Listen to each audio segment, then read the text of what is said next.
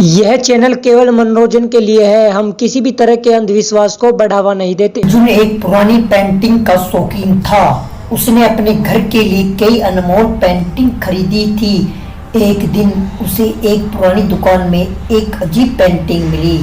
Painting में एक महिला की तस्वीर थी जिसकी आंखें असाधारण रूप से गहरी और रहस्यमय थी। दुकानदार ने उसे चेतावनी दी कि इस पेंटिंग को घर ले जाना खतरनाक हो सकता है, लेकिन अर्जुन ने इसे नजरअंदाज कर दिया और पेंटिंग खरीद ली। अर्जुन ने पेंटिंग को अपने लिविंग रूम की दीवार पर टांग दिया। रात को जब सब सो रहे थे तो पेंटिंग में कुछ हलचल होने लगी। अर्जुन को अजीब सपने आने लगे जिसमें वह महिला उसे बुला रही थी। धीरे धीरे उसके घर में अजीब घटनाएं घटने लगी। चीजें अपने आप जगह से गायब हो जाती, बिजली अचानक चली जाती और अर्जुन को किसी के कदमों की आहट सुनाई देती। एक रात अर्जुन की पत्नी ने पेंटिंग की तरफ देखा और उसकी चीख निकल गई। उसने देखा कि पेंटिंग की महिला की आंखें हिल रही थी। अर्जुन ने उसे शांत करने की कोशिश की लेकिन खुद भी डर गया। अगली सुबह अर्जुन ने पेंटिंग को हटाने का फैसला किया।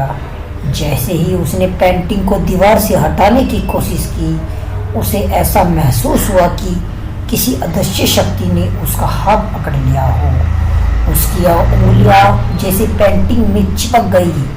वह पसीने पसीने हो गया और जोर से खींचने लगा।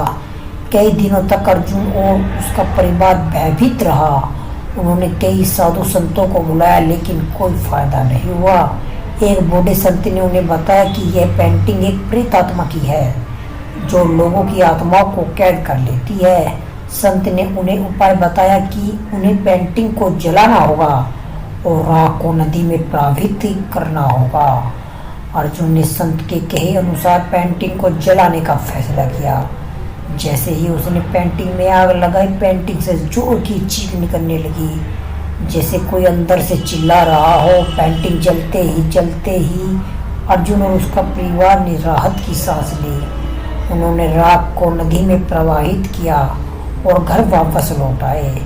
उस रात अर्जुन ने पहली बार चैन की नींद ली, लेकिन उसके मन में अब भी एक सवाल था, पेंटिंग की वह महिला कौन थी और उसकी आत्मा कैसे उस पेंटिंग में कैद हो गई थी।